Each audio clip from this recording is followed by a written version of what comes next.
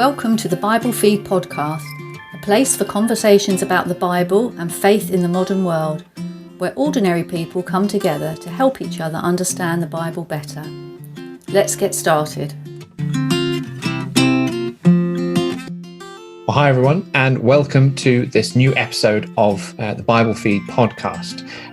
If you've joined us before, back in episode 10, we mentioned that one of our aims on the Bible Feed is to bring out a underrepresented perspective forwards, and that is a biblical Unitarian standpoint. And this means that we understand God the Father as one God, and Jesus as the Son of God, a man created by God at a point in time by the power of God or by his Spirit. And through his Son Jesus, God manifested himself to the world. Now, this is different from the doctrine that is core to the vast majority of Christian confessions of faith that are usually called the Trinity. And the Trinity describes that the Father and the Son and the Holy Spirit are three persons in the same substance, co-eternal and co-equal. So, today, we are talking with Paul about the biblical Unitarian standpoint. So, Paul, in doing so, what are we aiming to achieve here? Okay, well, Josh, the point of this is not to start an argument. So let me start by saying that. There's been enough argument about this sort of theological point over the centuries. Not all of it positive and edifying, but what we're aiming to do here is really to maybe start a dialogue, a bit of a conversation about these different perspectives that have taken divergent views on the nature of God and Jesus and the relationship between them in particular, and get to a point where perhaps we better understand each other. And we probably, both those two perspectives have got some misconceptions about the other. Okay. And the Unitarian viewpoint is often seen as not truly Christian. So one aim that I'd have is to demonstrate that it can and should be seen as a Christian viewpoint. And partly that's because the idea comes from the same. It has its roots in the same scriptures, obviously, but also in the same discussions and debates and trying to answer the same questions. Right. And has actually a lot of common ground with the early apostolic fathers, pre-Nicene, pre-fathers, obviously, like Clement of Rome and Polycarp. So that's what we're about. Okay, excellent. So that sounds really good. Those are some pretty big aims, because you said, sure, as I say, this is something that's been debated for centuries all around the world, and at times has even led to violence when people disagree about this stuff. So we've got about 30 minutes or so to wrap all that up. So hopefully something a bit more manageable and a bit more bite-sized here. So how are we going to do that? Yeah, so we're not going to try and achieve all of that in 30 minutes, but we can, I think, just outline some of the major talking points that are involved in the debate between those two perspectives. Pose some questions, and really the Trinity is formulated. It was an idea that was formulated as a result of grappling with some difficult questions and some difficult concepts. So I hope we'll just be able to kind of bring to light what those difficult questions were and are, and think about, are they the right questions? Or are there other acceptable ways of dealing with and answering those questions? And that, I hope, would just set some groundwork for some future discussions and episodes that we might do on this subject. Okay, excellent. So talking of beginning and getting the ball rolling, how about we start towards the beginning in the Hebrew Bible, or the Old Testament, the first part of most Christians' Bibles. In that part of the Bible, I'm not aware that the Trinity is described in that, because quite a lot of Jewish belief based on those exact writings is very much in the idea of one God. Yeah. Is that roughly fair? Is that the kind of picture that the Old Testament paints for us? Yeah, and it's a sensible place to start with the Hebrew Bible, the Old Testament, as we have it. And you're right, the Trinity is not referred to there. It's not a word that appears in the Bible at all. But I wouldn't say that that's a significant point. That's not a good argument for saying, well, the Trinity is is not in the Bible. Sure. That it's a Trinity is a label that's been put on a set of ideas which people have drawn from the Bible. But you're right, the Hebrew Bible does make some very clear statements about the oneness of God. We've got the classic statement that the Jews refer to as the Shema. Hear, O Israel, the Lord our God is one Lord. So that's a pretty clear statement. And in the prophets, in Isaiah 45, for example, I am the Lord and there is no other. Besides me, there is no God. So that sounds pretty unequivocal and pretty clear. But we've got to remember that most of those kind of statements in the Old Testament are being made in the context of denying the sort of idol worship and idolatry and worship of a pantheon of sort of nature gods that was a feature of the nations around Israel. So it's not a statement that's making a statement about the Trinity or not the Trinity. It's more made in that context. Right. But it is pretty clear. The Jewish faith is a monotheistic faith. But what I think it's interesting to highlight from the Old Testament is that the Hebrew Bible does also introduce some of the challenges and the big questions that are involved in trying to understand who God is, what God is, and in particular, it presents many aspects of God and the human understanding of God and how God revealed himself to human beings. But in particular, there are two perspectives that come through, which are slightly contradictory or might seem to be at odds with each other. But the interesting thing is that Hebrew Bible doesn't try to reconcile those two perspectives. I'll explain what they are. They're often referred to as the sort of transcendent view of God rather than the immanent view of God. And I'll explain that, what I mean by that.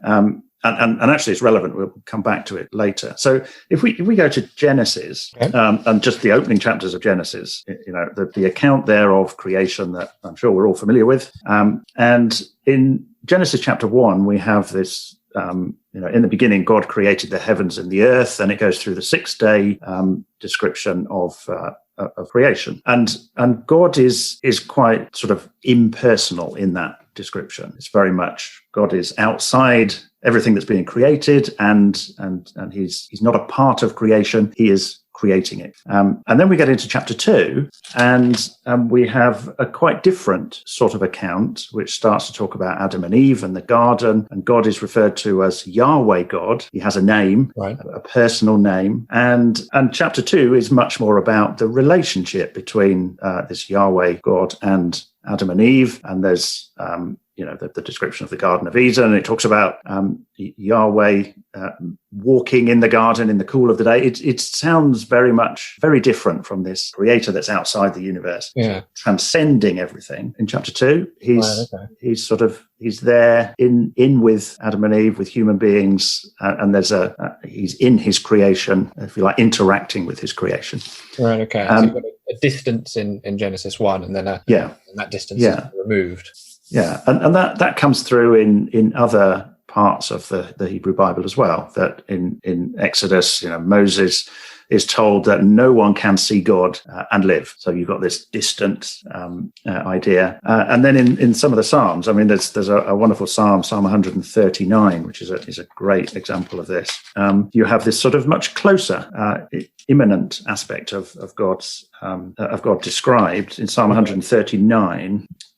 So it's verse 7. The psalmist here is really reflecting on how close he can feel to God.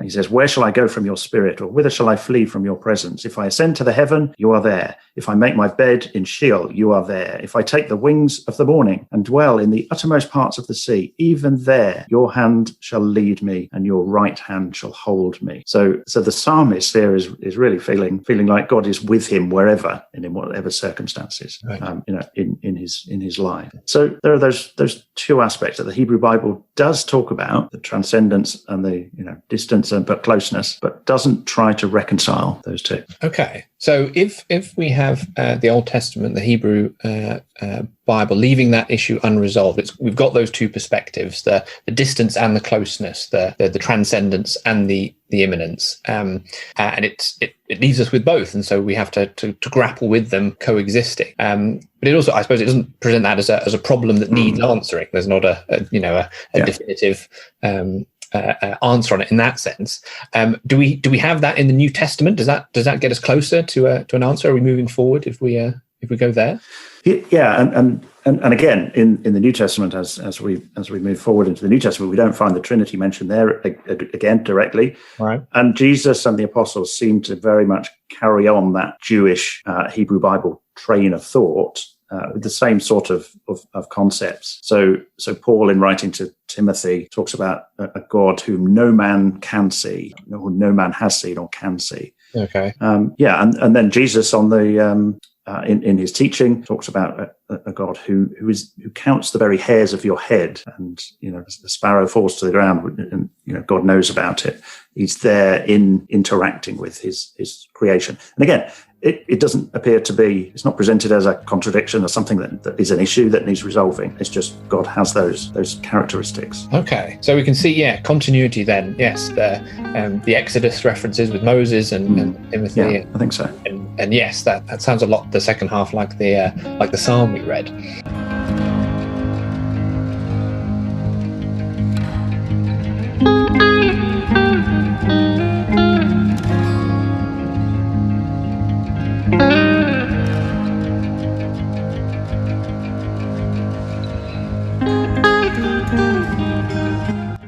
So let's get into the actual kind of roots of the debate itself then.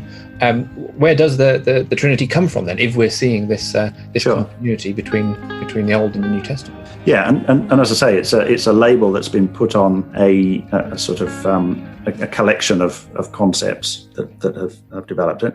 And I think at this point it's useful, rather than me saying as a Unitarian viewpoint, where does the Trinity come from, to go to some independent kind of viewpoints and sources on that. So, and it's fairly consistent in sort of mainstream Christian sources, Bible dictionaries, encyclopedia. So I've just got two that I'll refer to, and they're both saying pretty much the same thing. But so here you go. So the first is from the New Bible Dictionary, and you look up Trinity in that dictionary, that Bible dictionary, and it introduces it like this. So it first of all describes the Trinity as that three persons in one substance, and so on. And then it continues, nowhere does the Bible explicitly teach this combination of assertions. It may nevertheless be claimed that the doctrine of the Trinity is a profoundly appropriate interpretation of the biblical witness to God in the light of the ministry, death, and resurrection and exaltation of Jesus, the Christ event. So that's what the New Bible Dictionary says. Okay.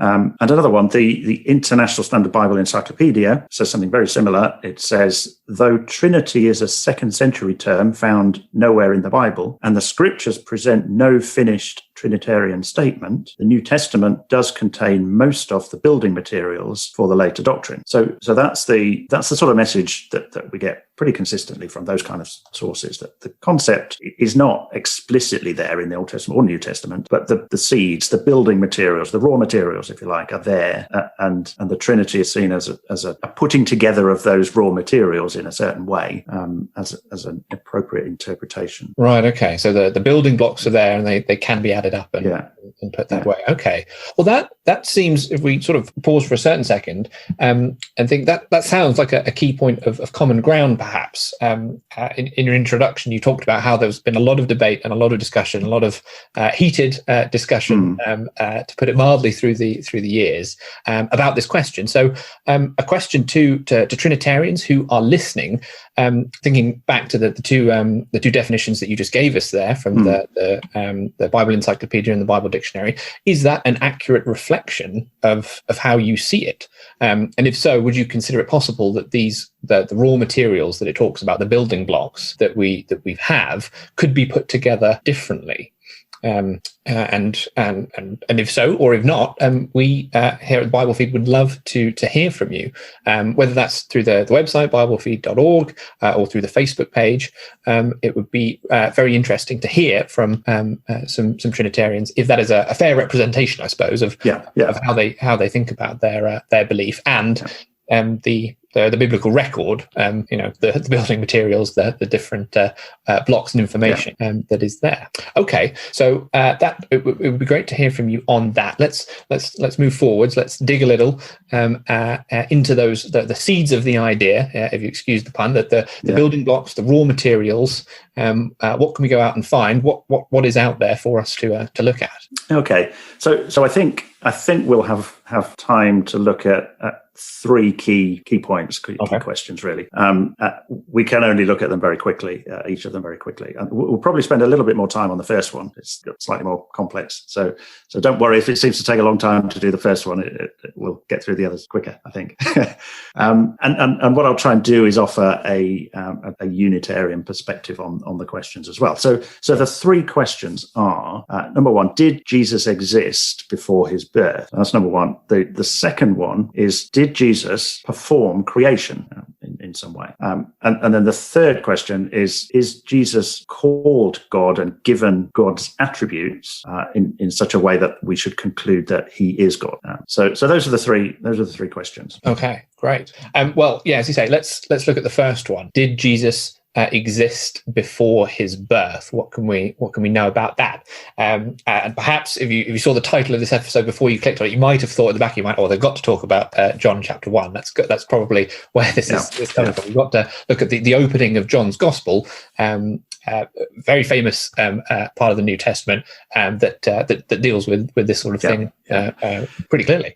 Yeah, and that's where we'll start. It's the sort of the key text, if you like, on this question of did Jesus exist before his birth. So John 1 verse 1 kind of starts, in the beginning was the Word, and the Word was with God, and the Word was God. That classic opening, sort of magnificent opening in many ways to the Gospel of John, and then a few verses later, it refers to the Word being made flesh, and it's talking about Jesus coming in grace and truth. The Word made flesh, and it's fair to say that this is probably one of the most debated little sections of Scripture, is like 18 verses or so, and a lot of that debate is around the word.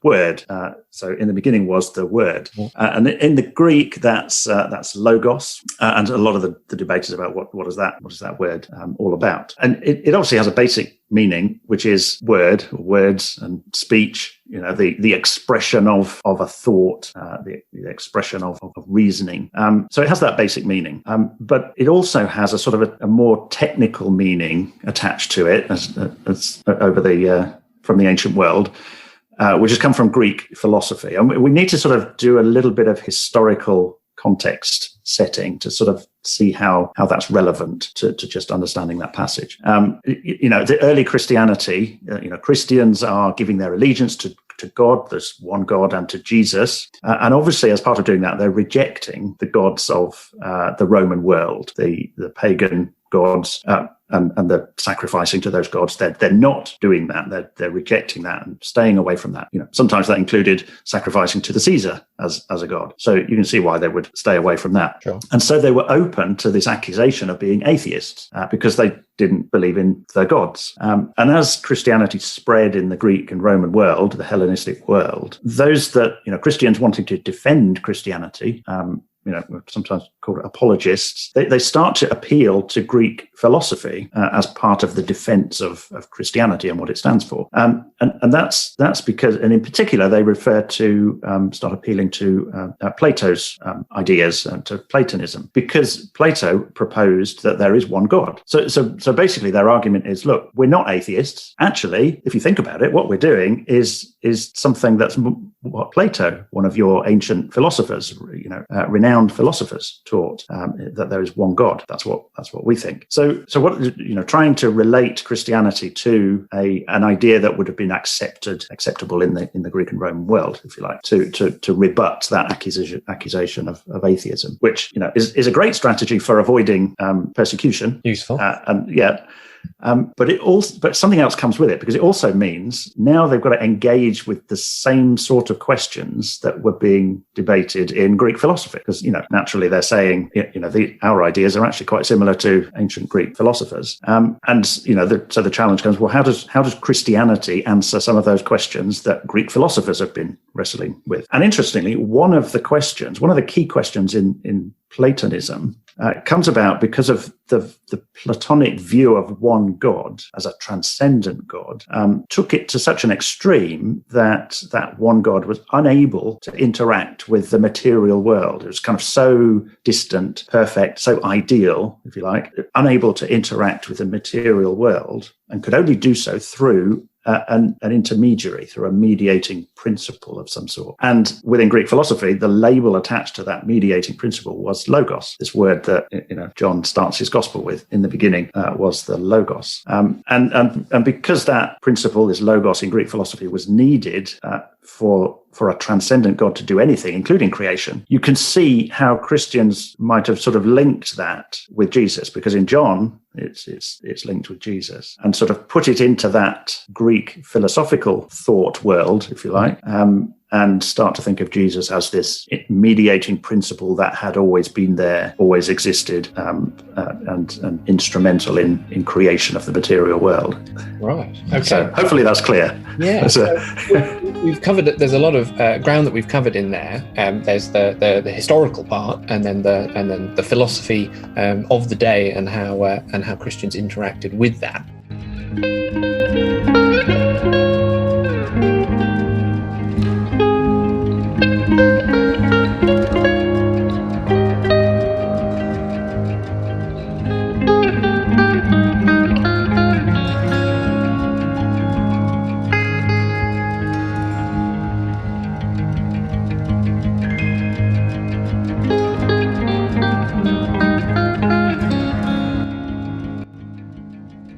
So in all of that, where does the Unitarian perspective fit into? And it really revolves around this question of in Greek philosophy, how can a transcendent God interact with the material world? And just remember that problem of a transcendent God being unable to interact with the material world, that's a question, that's a problem that's a Greek philosophy problem. We've already looked at the Jewish scriptural background, if you like, the Old Testament background. And yes, God is described as transcendent, but also as immanent, as we say. But it doesn't present that as a problem that needs solving. That doesn't present that. Those are two characteristics of the one God that exist and coexist side by side. He's able to do both. He's able to be both. So I guess I just throw out the question, the challenge, if you like, which is, what if early Christianity used John chapter 1 to answer a question that didn't actually need answering, right? And it was kind of using it to answer the wrong question, and instead, could it be that the word logos, means what it basically means, which is something expressed, a plan or intention, a thought that is expressed at the beginning, but then is realized in the flesh, if you like, in Jesus at a later point in time. And this is typically how Jewish thought. Somebody like Philo, a Jewish philosopher, Philo of Alexandria. I think it's Philo rather than Philo. We'll stick with Philo, so we know we're not talking about pastry. Yeah, yeah. And he uses things like Proverbs chapter 8 and refers to the wisdom of God. It's in a piece of poetry that is describing a sort of wisdom or God's wisdom in particular. And so it says, the Lord possessed me wisdom, that is, at the beginning of his work, the first of his acts of old. So there you've got not the word, but the wisdom of God. And that kind of makes sense. Right at the beginning, God is there, and his wisdom is there. And the other example we might use from a Jewish perspective is from Jeremiah chapter 1.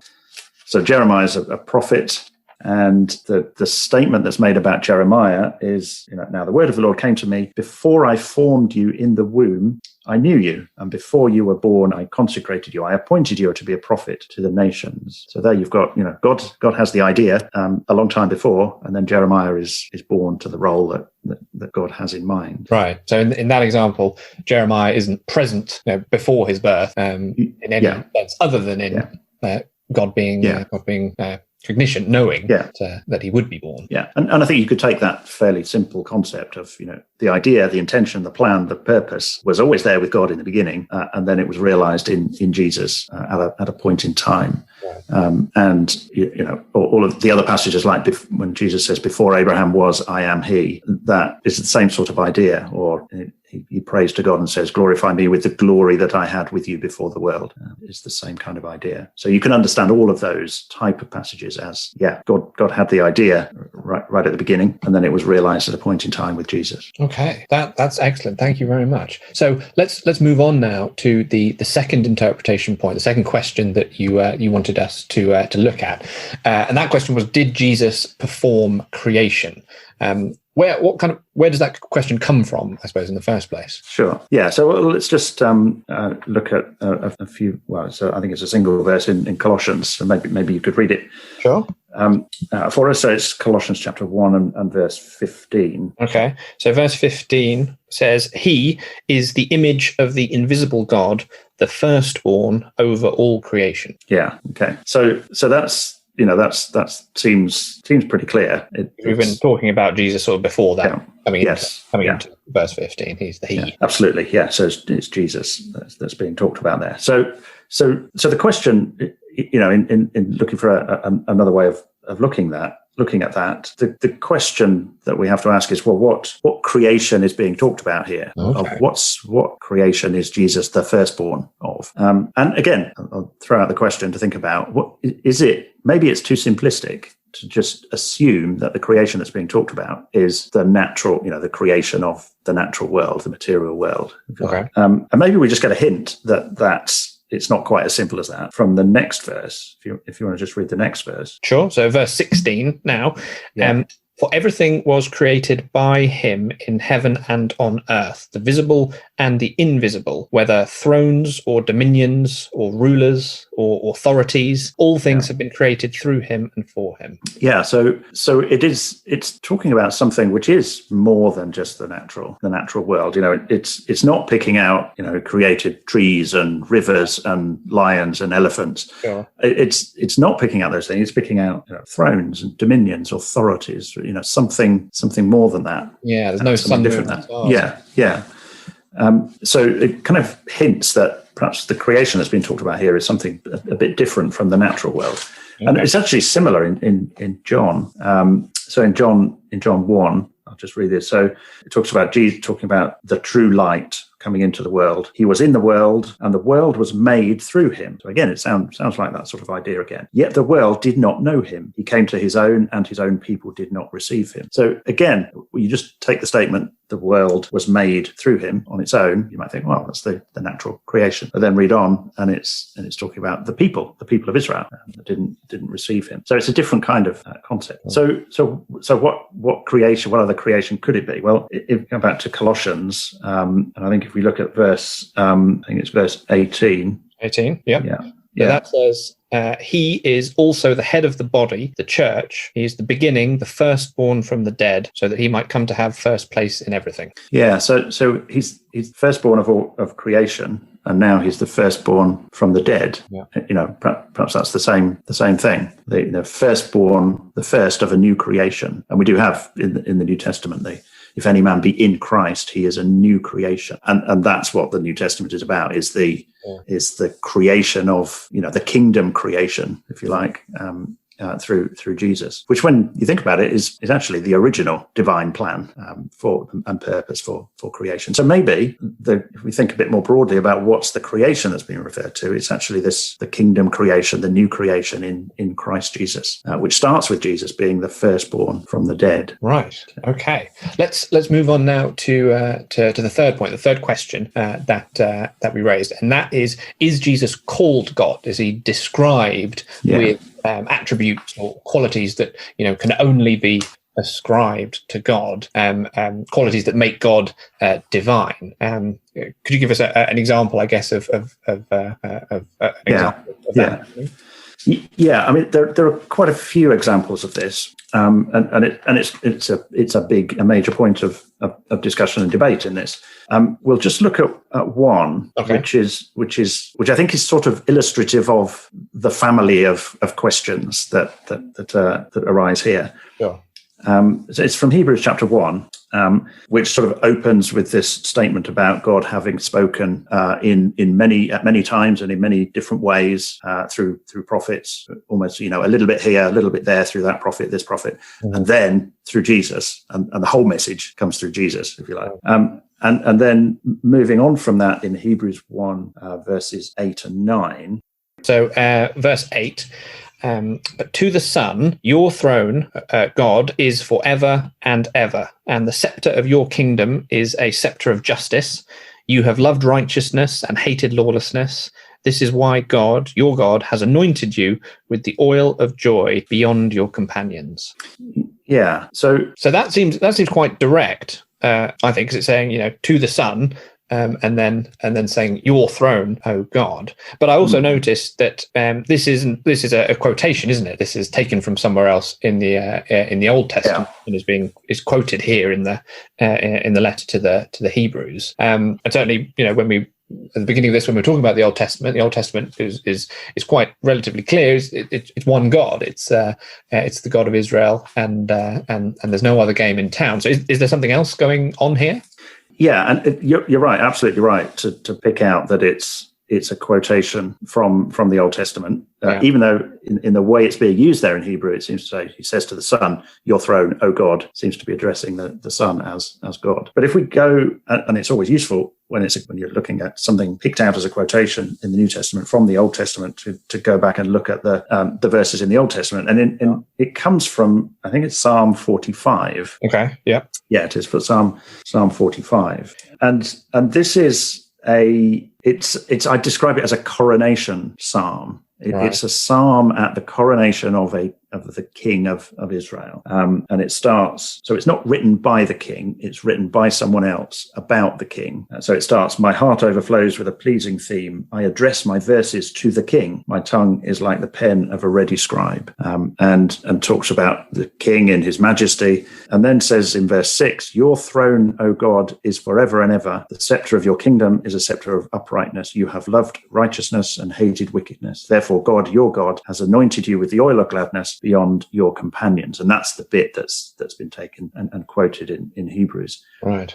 So when you think about it in that context, it's words addressed to a king, originally not Jesus, but let's say it's David or Solomon, or one of the kings of Israel. Yeah. So what is it saying about that king? And it's really recognizing that this king, whether it's David or Solomon or whoever, is sitting on the throne of God, if you like, over God's people, Israel.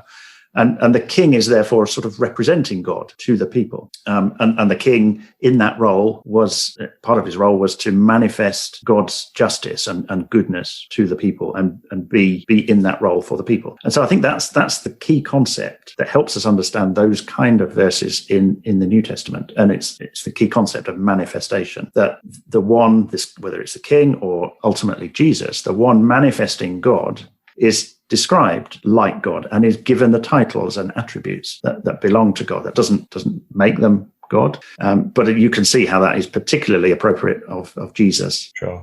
As the Son of God, the anointed King, the Messiah. But you can also apply that to quite a number of those sort of passages in the New Testament when Jesus says, I and my Father are one. Well, the ancient king of Israel could kind of say that. He's there representing God and his goodness and his justice. That was the idea. He didn't always fulfill that, and probably didn't ever fulfill that. Certainly not in the way that Jesus did. Right, okay. Excellent.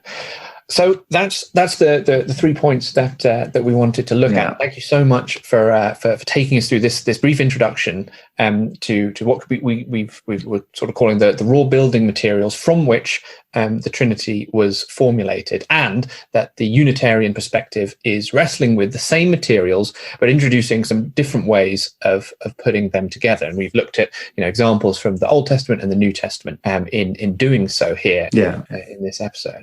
So it's over to you. We want to throw this question out to our listeners. If you are a Trinitarian, have we picked up on the key points correctly? Have we described your position fairly? And in our attempts to present something new, what new questions does that raise?